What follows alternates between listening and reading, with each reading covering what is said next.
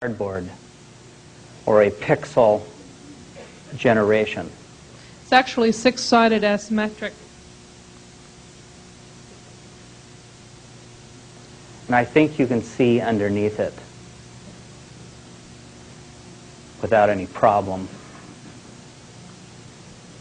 I have to bring this up. A gentleman, meaning well, looked at it and said, well, there's an anomaly here when I had the picture downstairs.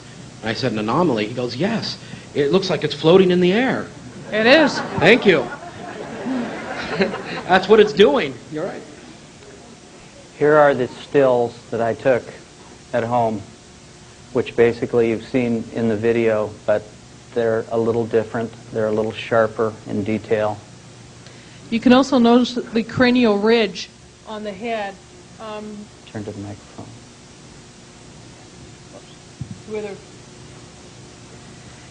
Because there's no hair, it's easy to see where the cranial parts fit together.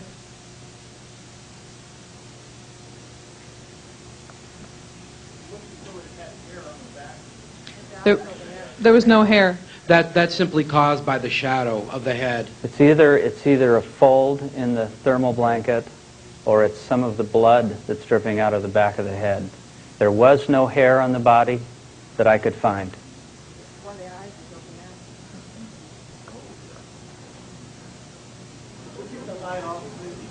We turn the stage lights off, please.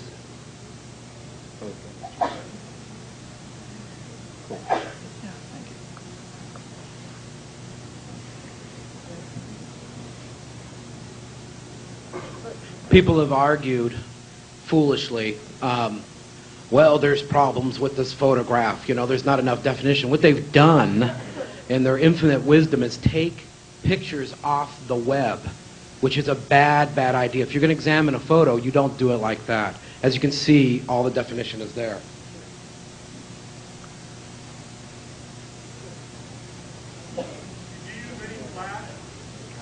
No, I didn't have a flash.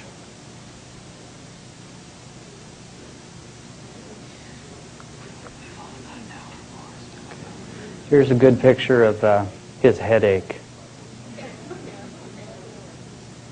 Talk about the veins. You'll notice the veins coming down the neck. This shot's fairly good for that. It wasn't paper mache. It wasn't a hamster.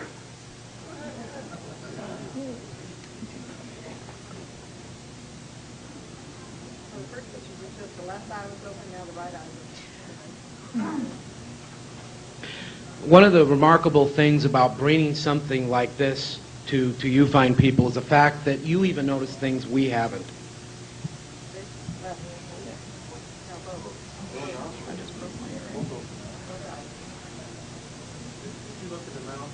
Yes, I looked in the mouth. There were teeth. There was a tongue. It was grayish black, fish-like. The teeth were needle-like.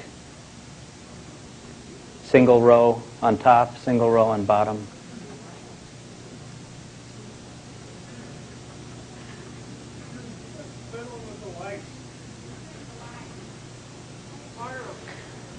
We have the stage lights, please.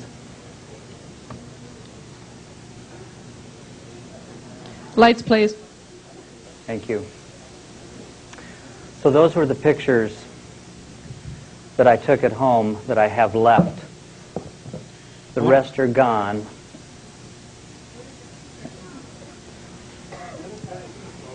Yeah. Let's wait.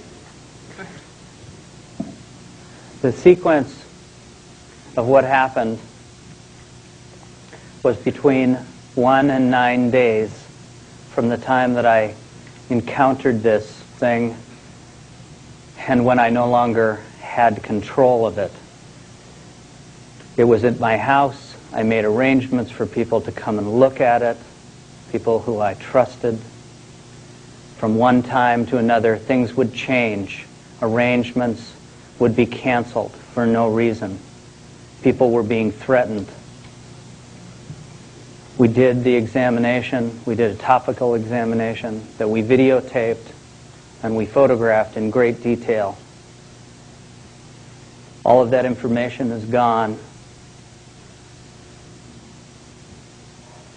I took the information that I had from time to time and broke it into groups and sent it away to different friends of mine in fear of losing all of it.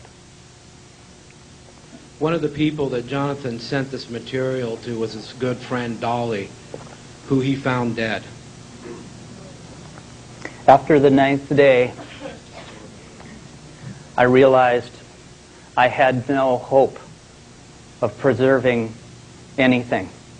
When I went back and found my house torn apart and saw people going in and out of my house with dollies taking all of my possessions, I came back several hours later to my house looking like a hurricane had gone through it. Things were gone that made no sense to me. Fire files, 4-drawer fire files that weigh 700 pounds. Things that I had collected from years from school, books, papers were gone. Things were gone off the walls of all the rooms. The light switches and the sockets had been taken out and removed. They had gone through my sofa. They had gone through my sofa with some kind of instrument slashing it everywhere they could. They had removed the toilet off of the floor and left it laying aside. There were holes in the walls, in the ceiling, and the floor, like they were looking for something that wasn't there. These people are very thorough. And when people ask us, you know, can you bring this person forward or that person forward, we've done enough. You know, Jonathan has done enough. He's brought as much as we can forward. We're not going to sacrifice anyone else's life. What you don't know is the people that have helped me, have been hurt, both psychologically and physically. My friend Gary, who I thought was dead, I found after we were on the Art Bell show last time.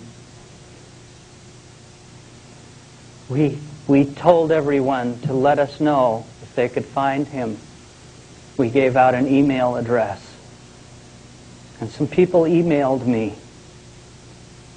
And we wrote back and we talked and we verified who they were. And I went and saw my friend Gary, who was one step away from being dead because he was beaten. And he was left on a road.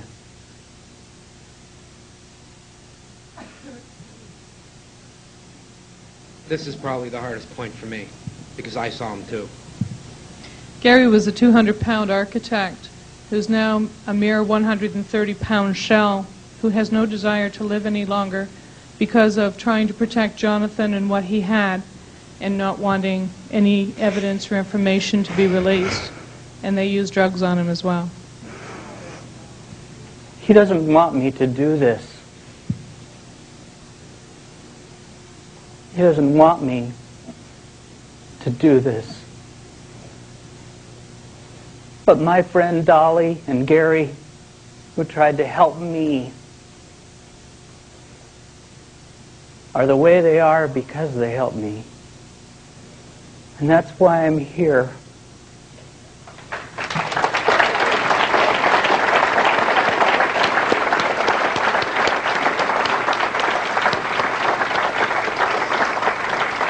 Thank you.